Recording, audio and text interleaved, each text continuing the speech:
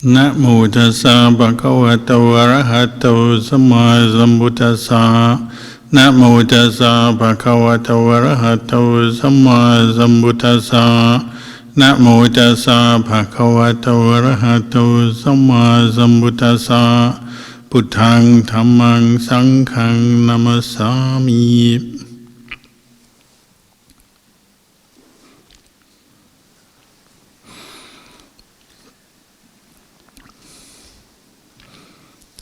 Blessings, good evening.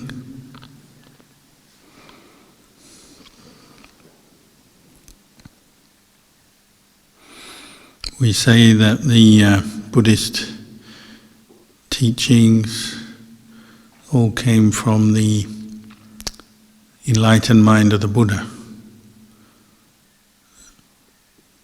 Out of his compassion, he spent 45 years walking around India teaching. And fortunately he established a sangha, monks and nuns, who recorded those teachings, remembered them, recited them, discussed them, and eventually, after the Buddha's life, they were written down. So we have the books of the Tripitaka, the suttas, the Vinaya, the Abhidhamma. But it all came from the wisdom and compassion of the Buddha. So when the Buddha was close to the end of his life, many of the monks were thinking, who will teach us after the Buddha's gone? Some were concerned, some had a doubt. Will the Buddha appoint someone, maybe a senior monk like Mahakassapa perhaps, who was greatly respected and kind of a pillar of the Sangha. Some monks, they say, were secretly happy that the Buddha would pass away because it meant there'd be no one checking on them whether they're practicing properly, reminding them of the rules of training and the proper things to do as a monk. But in the end, the Buddha didn't appoint a successor. He said, the Dhamma and the Vinaya that I've taught well will be your teacher from here on. That doesn't mean to say that the senior monks, nuns, wise people who were students of the Buddha wouldn't be of value. Of course they would. As we know, the Buddha emphasized the role of Kalyanamitta in the practice of Buddhism. Having Kalyanamitta, those who are committed to the practice of the Dhamma Vinaya, those who have realized the Dhamma Vinaya, they provide good examples and can teach us as well. So it's not to undermine or diminish the role of fellow practitioners as we practice in the Dhamma. But the Dhamma Vinaya is ultimately what we rely on, everyone. Once the Buddha's gone. And the Buddha also said that previous Buddhas, some of them, their teachings died out more quickly than our Buddha, Gautama the Buddha, because they didn't establish the Vinaya. They didn't teach the monastic discipline or the training rules that we have nowadays that we follow. Because they didn't teach them, then the Dhamma that the Buddha taught faded away quickly.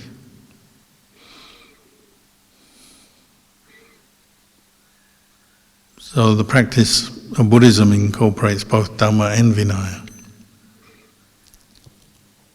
Sometimes lay people, they think Vinaya is just something for monks in monasteries far away. Of course, the principles of Dhamma and Vinaya apply wherever you are. If you're a human being with a mind, then all the teachings and practices of Buddhism are relevant to you. So lay people also have their Vinaya. We have precepts, practice of precepts, 5 precepts, 8 precepts. We have taking refuge in the Buddha Dhamma Sangha. We have teachings on how to live skillfully in the family, in the workplace, in society. And throughout the Buddhist teachings there are many guidelines and teachings on how to behave, how to practice. Just as we recited just now the Mangala Sutta, the higher blessings.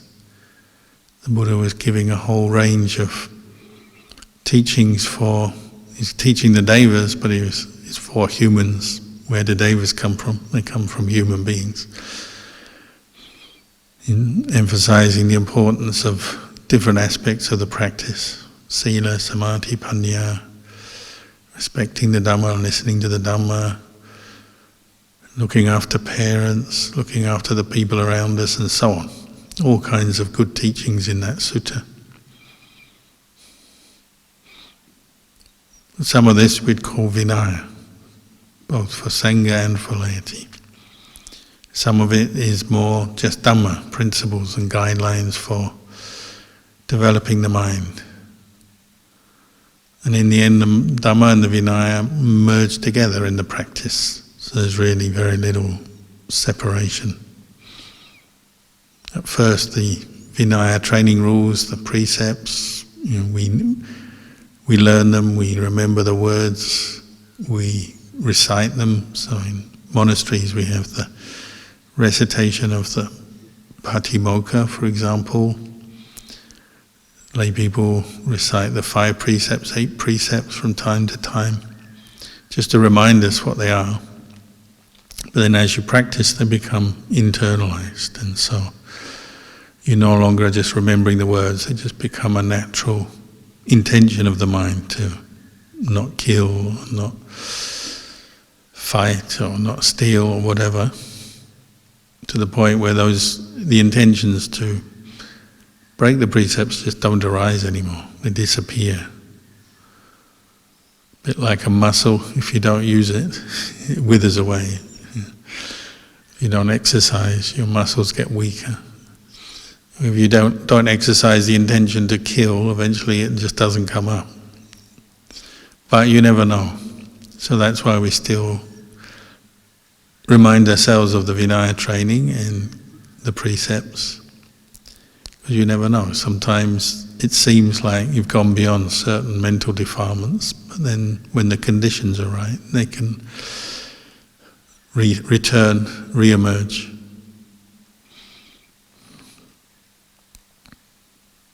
You might think, I don't kill anything anymore, I don't kill even insects, I don't kill. But say one day some bug is biting you and it hurts.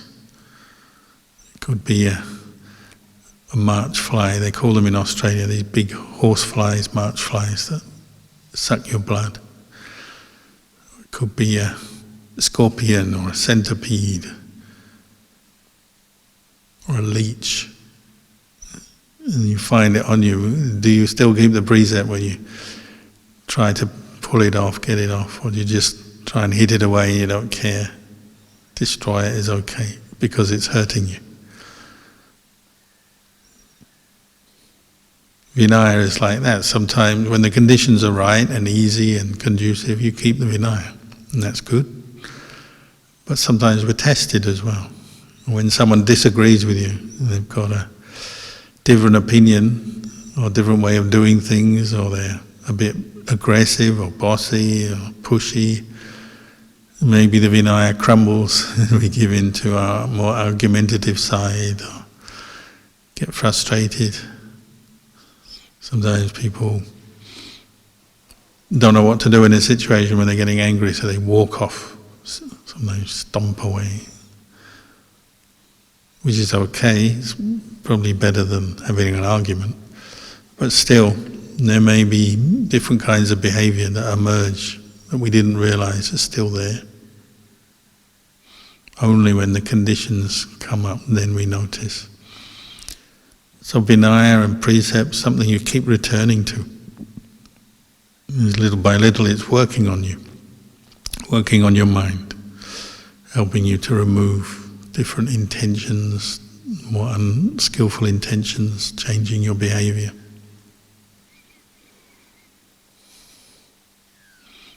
Ajahn Chah used to say it's like changing sharp stones that you find in mountain streams, jagged rocks and stones, into smooth river pebbles further downstream, where the jagged stones have rubbed together enough and all the jagged edges have gone, and gradually they become rounded. When you go to the landscape store, it's always the round, smooth pebbles that cost the most. The more desirable. So the practice of Vinaya, the result, it makes you desirable, or makes your mind desirable, your behavior desirable, attractive, beautiful. Because the rough edges have been worn away through the practice. But at first, the rough edges, they cause you trouble. So when you become a monk, say, the first period you're a monk, you're learning these rules, you'll find you break some. Sometimes just little things, sometimes bigger rules.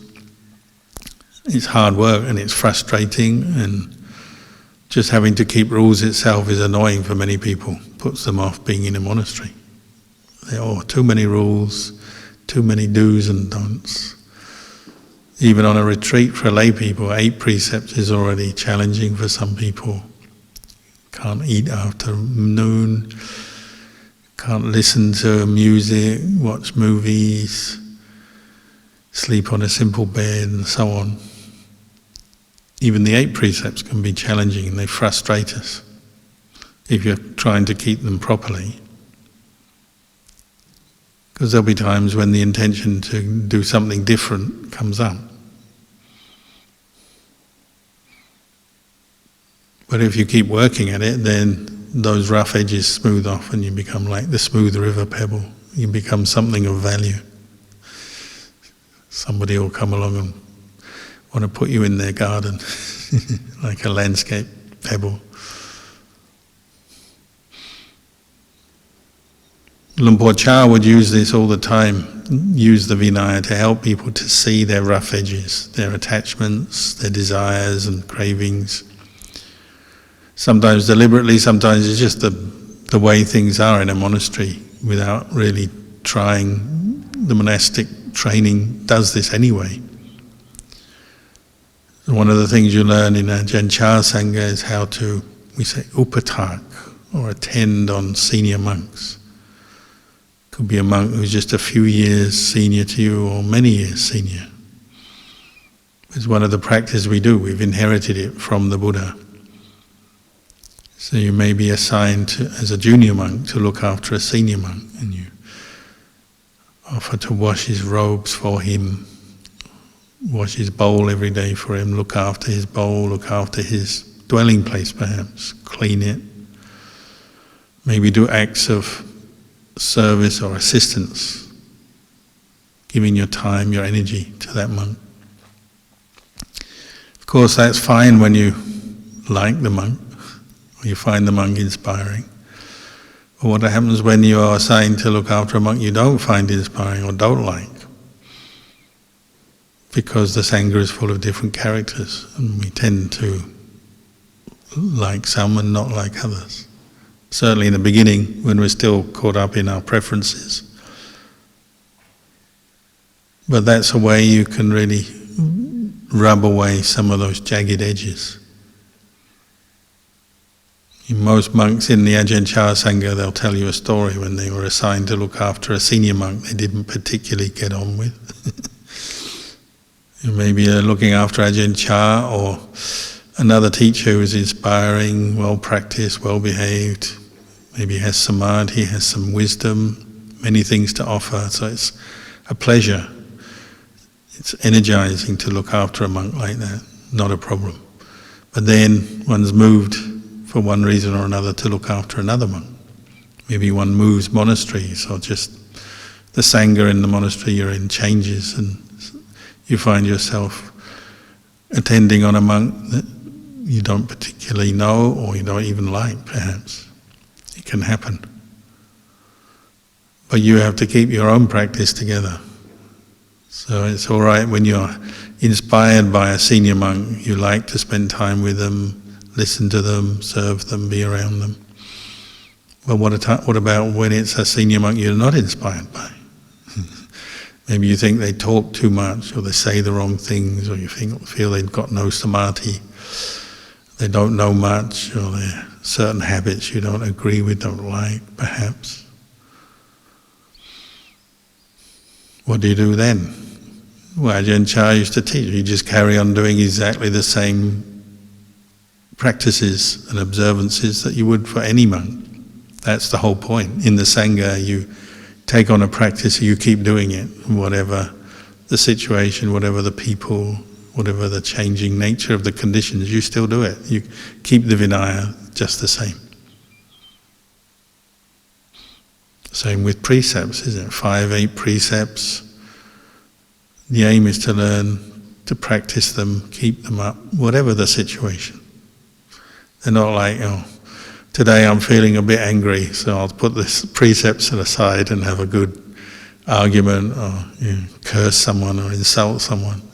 And then tomorrow I'll start with the precepts again. If you're always picking them up and putting them down, you never get anywhere in training your mind.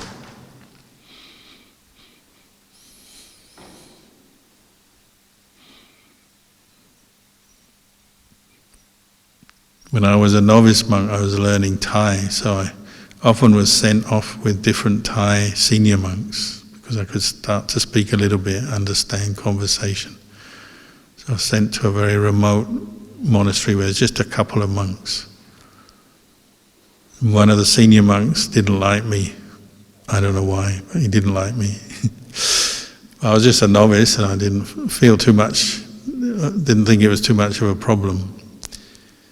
But after a while I did, because I was there for many months. And sometimes time is a teacher as well. You like someone at first, but then you get to know them, maybe you don't like them after a while.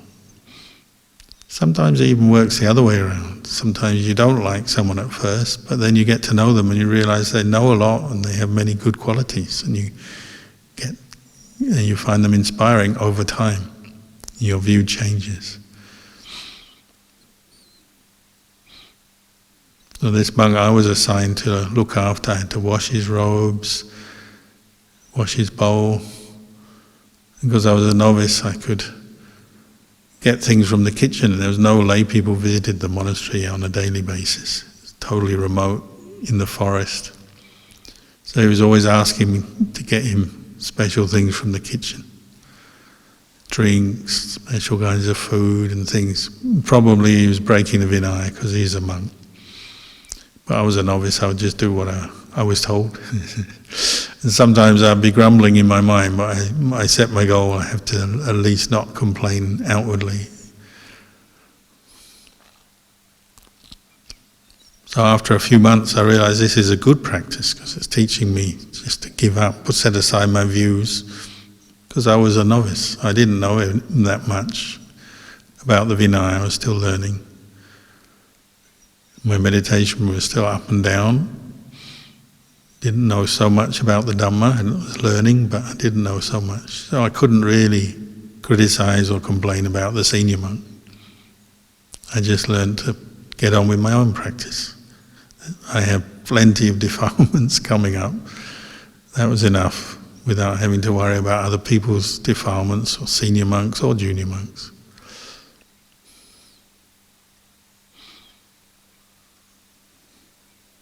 So I lived with that monk for about 6 months, I think. And just in the end saw this is a really good opportunity just to let go of my own attachment to my own opinions and views. Just to be mindful, make sure I don't give in to the negative states of mind, let it come out in the way I behave or do things. So in the end I was quite appreciative. And that monk, the senior monk I was looking after, he still had many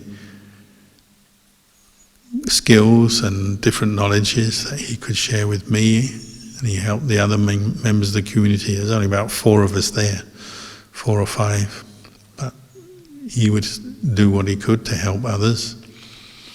So I couldn't complain very much, even though I felt he was not practicing properly. I just got on with it.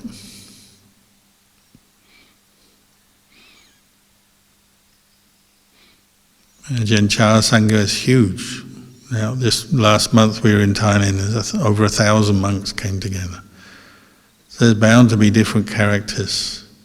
Some you like, some you don't. Some are very strict, some are very loose with the rules, because there is still flexibility within certain parameters, guidelines.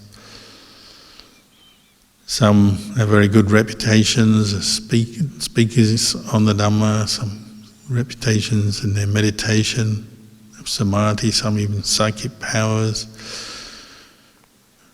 You see over the years, say from me, 40 years in the Ajahn Sangha, or if someone stays in the robes many years, they'll learn many things, and those rough edges get worn away, and they can be together with other monks who perhaps formerly they wouldn't live with or wouldn't like to be with. In the end they can be, because the rough edges have gone, and smooth edges are easy to harmonize and be together.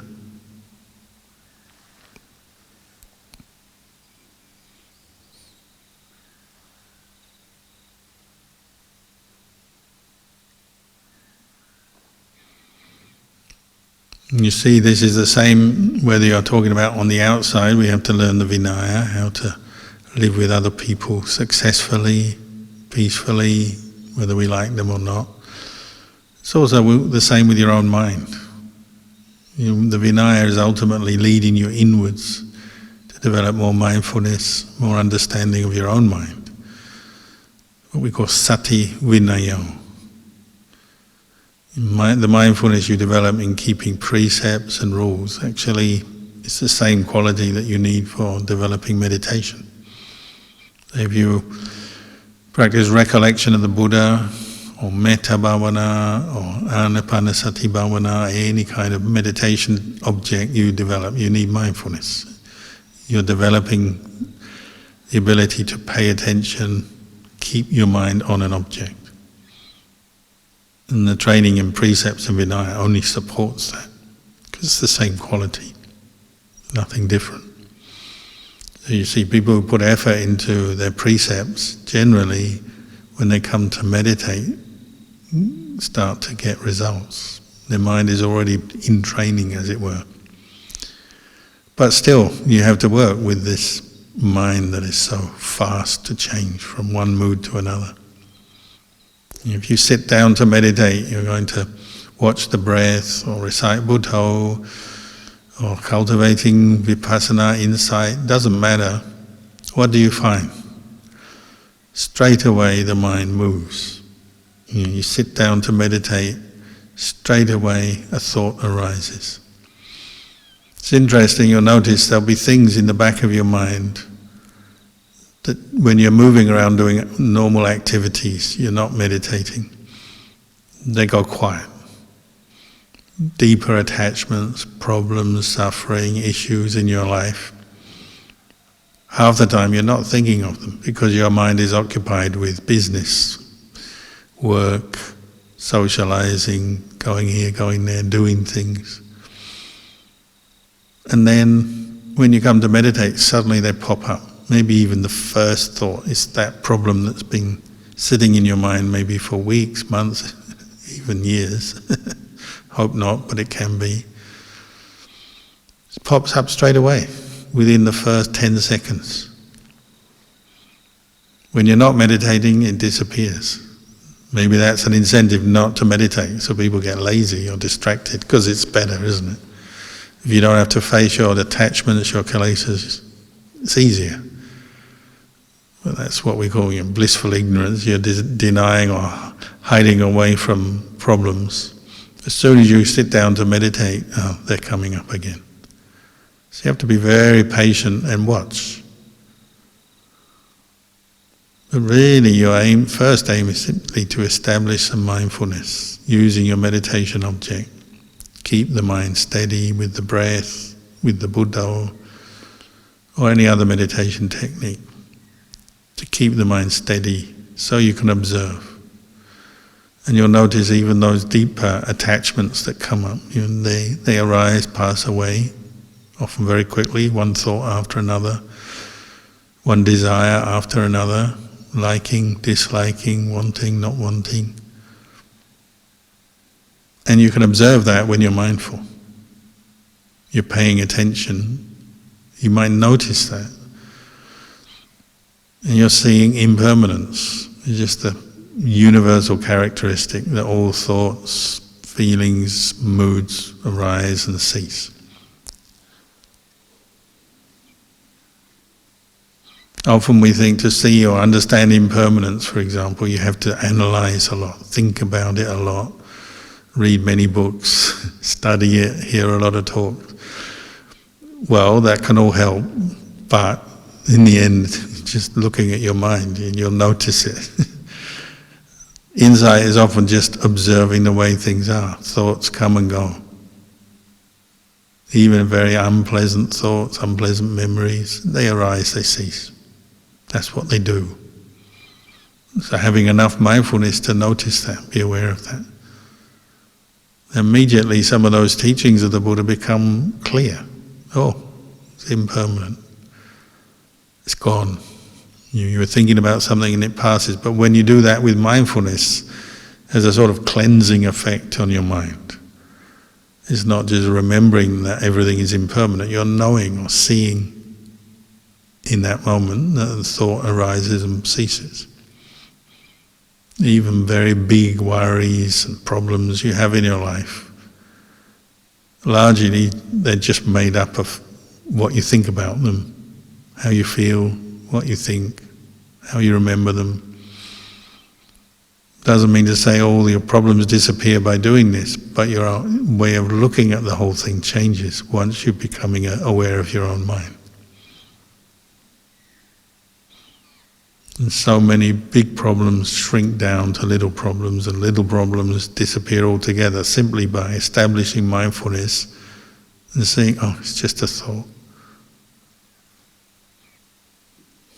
So you do disagree with someone, you don't like the way they do things. And they're fast when you want to be slow, or they're slow when you want to be fast. They do it this way, you want to do it that way. You want to be strict, they're loose. You're loose, they want to be strict. All the different ways people disagree, don't see eye to eye, they'll come up as thoughts, won't they? Your opinion will come up in your mind, your thought. Why? Why do they do this? Why do they do that? Maybe a complaint, maybe a worry. Are they going to still do that tomorrow? Will they be like it tomorrow? Will they be like that next year? How long has this got to go on? But that's all thought, isn't it? It's all thought, memory, arising, ceasing.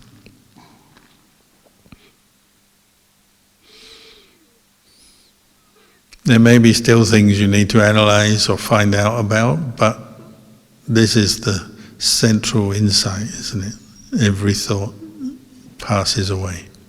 It's gone. And if you do that with mindfulness, with awareness, you're seeing it in real time, in the present moment. Oh, it's gone. That thought, that worry is gone. And every time you witness that with some mindfulness, it's teaching you something very important. Much of our insight is like that. It's just observing, witnessing the way things are without having to think a lot. The hard part is keeping your mind in place long enough to do that. Because what the mind usually does is run after the thought, doesn't it? It gets caught up, lost in it, because mindfulness is fairly weak or inconsistent. So you start thinking about this big issue that's bothering you, and you keep thinking, and you get lost until you're fed up or angry or sad or confused, maybe, whatever. And no insight arises. But if you can hold your mind long enough using the meditation object you develop, such as the breath or the Buddha, you can see that problem is just ultimately a collection of thoughts, moods, memories, feelings.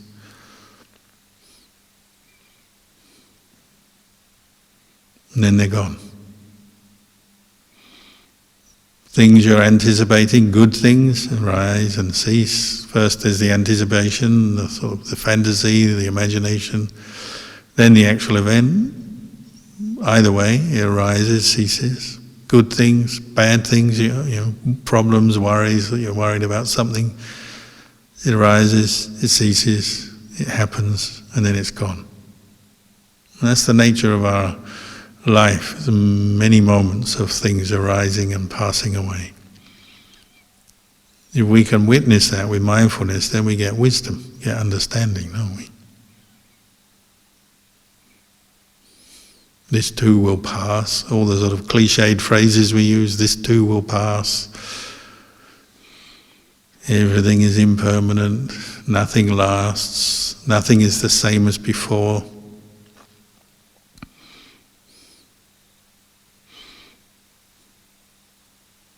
Those all come from recognizing the nature of things subject to change.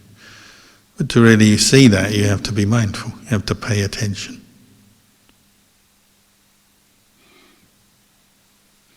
As soon as you sit down to meditate, your thoughts come up, don't they? Often it's to do with meditation. I want to be peaceful. Well, that thought arises and ceases. Maybe you become peaceful, maybe not. But the thought arises and passes away. Some people want to see things. I want to see a devata as a common one. I want to have insight. I want to know something, special knowledge, or I want to attain samadhi. That thought, I want to attain, I want to see, I want to know, arises and ceases, doesn't it? And then it's gone. So if you meditate often, you can get prepared for that. Oh, there'll be another collection of thoughts arising and ceasing when I sit in my meditation. So you're ready for it. Doesn't surprise you, doesn't bother you, and then you let go.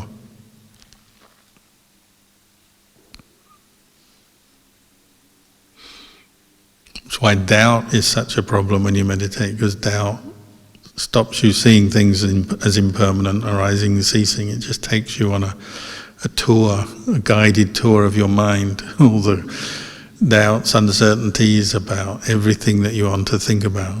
It's like going around the bush where you've never been before, going up a mountain and down a valley and around the corner and go here and go there, and you end up just tired with nothing. And you just think, oh, my meditation is awful. Doubt is like that. Should I watch the breath? Should I practice metta? Can I meditate this life? Is it really worth it?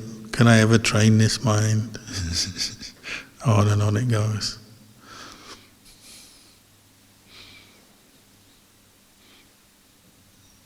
If you can get to the point where you can be mindful of doubt as doubt, oh, this is doubt. Now you recognize it. And doubt starts to fade away. That's why coming back to Buddha, Dhamma, Sangha always helps with that. You notice people who have a strong faith in the Buddha, Dhamma, Sangha, take refuge in Buddha, Dhamma, Sangha.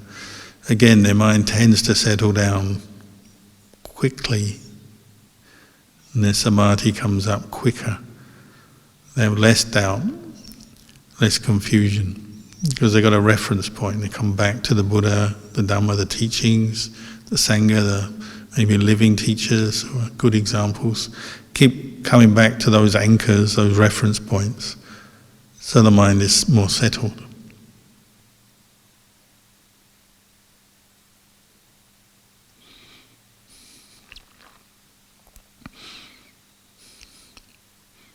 So this is what the Buddha left us when he entered Parinibbana, he passed away. The Dhamma, the Vinaya, for us to practice, develop in our lives for happiness. So I'll leave you with these reflections tonight.